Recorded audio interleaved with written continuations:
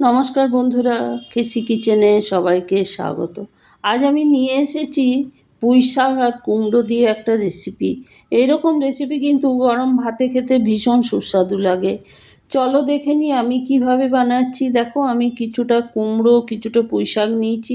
সেগুলোকে খুব ভালো করে ধুয়ে বেছে পরিষ্কার করে কেটে নিয়েছি। এরপর একটা কড়াই চড়িয়ে তার মধ্যে কিছুটা সর্ষের তেল আমি দিয়ে দিলাম। এই রান্নাটা আমি পুরোটা সর্ষের তেলেই করব। তোমরা যে যেরকম তেল ব্যবহার করো সেই তেলেই করে নিতে পারো। তবে যেহেতু কুমড়ো পুঁইয়ের তরকারি, সর্ষের তেলে করলেই বেশি ভালো লাগে খেতে। এরপর আমি দুটো শুকনো লঙ্কা দিয়ে দিলাম। তেলটা গরম হয়ে যাওয়ার পর 1 চামচের মতো আমি 5 ফোড়ন দিয়ে দিলাম। একটা তেজপাতাকে 2 টুকরো করে আমি দিয়ে দিলাম। এবার 5 ফোড়নটা খুন্তি দিয়ে একটু বেশ নাড়াচাড়া করে নেব। এরপরে এইদিকে আমি একটা বেগুন, একটা মূলো, একটা আলু আর ওই কুমড়োটা সবটা আমি কেটে রেখেছি।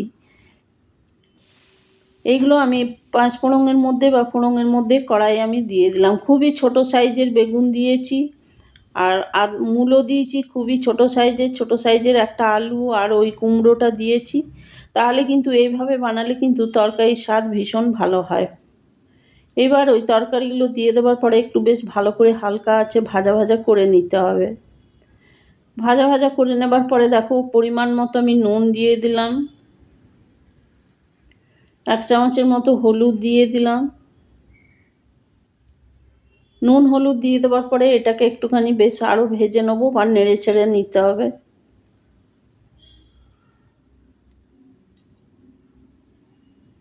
তোমরা তো কুমড়োর তরকারি বা পুঁই শাকের তরকারি অনেকে অনেক রকমভাবে খেয়ে থাকো।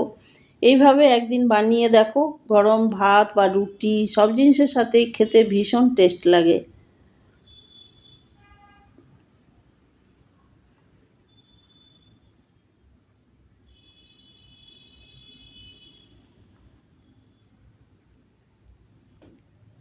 এরপরে দেখো, আলু কুমড়োটা ভাজা ভাজা করে নিয়েছি। এরপরে আমি কিছুটা ছোলার ডাল 2 ঘন্টা আগে আমি ভিজিয়ে রেখেছি, সেইটা আমি ধুয়ে পরিষ্কার করে দিয়ে দিলাম। আমি মোটামুটি ছোট কাপের আধা কাপের মতো আমি ভিজিয়ে রেখেছি 2 ঘন্টা আগে। সেই ছোলার ডালটা আমি দিয়ে দিলাম। তোমাদের যদি ছোলার ডাল না দাও, যদি কাঁচা ছোলা থাকে সেটা ভিজিয়েও দিয়ে দিতে পারো। এরপরে দেখো, এটা একটু নেড়ে চেড়ে নিলাম ছোলার ডালটা।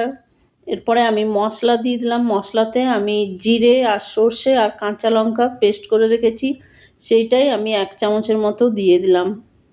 তোমরা তো শুধু জিরে দিয়ে রান্না করো অনেক সময়, কিন্তু এইরকম জিরে সর্ষে দিয়ে রান্না করে দেখো, কুমড়োর তরকারি খেতে অসম্ভব ভালো লাগবে। এবার একটু ভাজা ভাজা করে নিয়ে আমি লো ফ্লেম করে ঢাকা দিয়ে দিচ্ছি, তাহলে মশলাটা খুব ভালো করে কষা হয়ে যাবে কুমড়োর মধ্যে।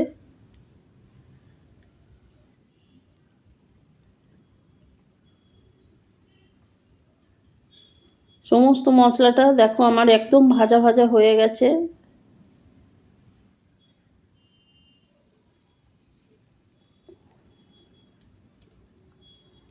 এইবারে আমি ওইদিকে যে পুঁই শাক বা পুঁই ডাঁটাগুলো ধুয়ে পরিষ্কার করে কেটে রেখেছি, সেগুলো আমি এটার মধ্যে দিয়ে দেবো। পুঁই শাকটা দেখো আমি দিয়ে দিলাম কড়াইয়ের মধ্যে।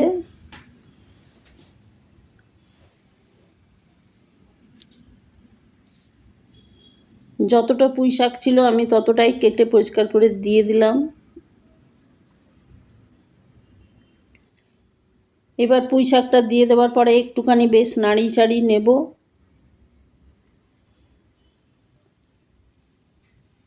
আর পুঁই শাক থেকে জল বেরোবে, সেই জন্য আমি এই তরকারির মধ্যে কোনো রকম জল ব্যবহার করব না বা দেবো না জল। পুঁই শাকটাকে একটুখানি বেশ ভালো করে নেড়ে চেড়ে নিচ্ছি।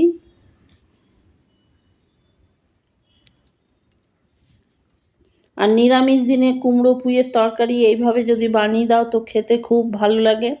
আর নিরামিষ দিনে আমরা প্রায়ই চিন্তা করতে থাকি যে কি বানাবো, কি ধরনের কিভাবে কি করব, কিন্তু এরকম করে যদি কুমড়োর তরকারি করে দাও, যারা কুমড়ো খায় না তারাও কিন্তু এইভাবে বানিয়ে দিলে খেয়ে নেবে, আর খেতে এইভাবে ভীষণই ভালো লাগে। এরপরে দেখো, কয়েকটা কাঁচা লঙ্কা কেটে আমি দিয়ে দিলাম ওইটা ভাজা ভাজা করে নেবার পর।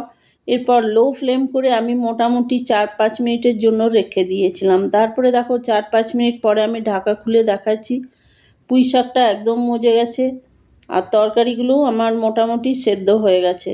মূলো আর আলু আর কুমড়োটা তো খুব সহজেই সেদ্ধ হয়ে যায়।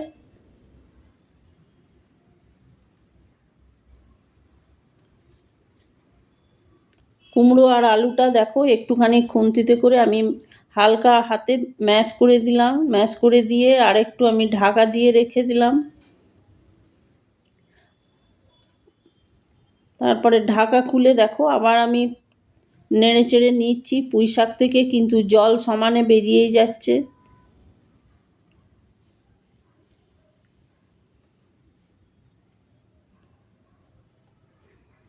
এরপরে আমি আলুগুলো দেখো খুন্তিতে করে সবগুলো ম্যাশ করে দেবো আর মূলোটাও আমি খুন্তিতে করে ম্যাশ করে দিচ্ছি।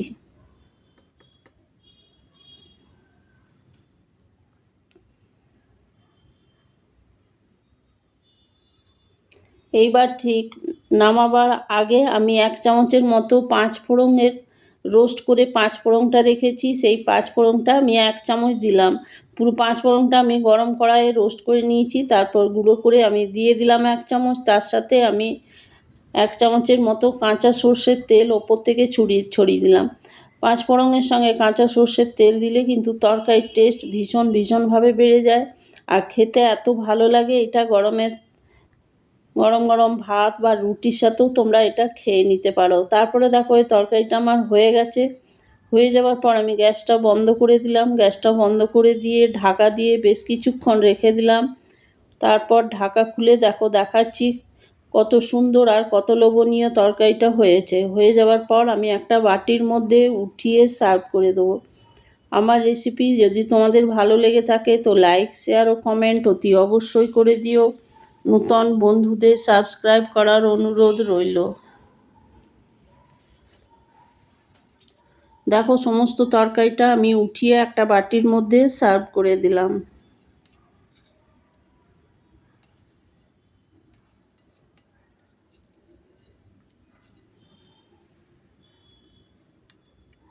তোমরা সকলে ভালো থেকো, সুস্থ থেকো। ফিরে আসছি পরের কোনো রেসিপি নিয়ে। ধন্যবাদ। Thanks for watching.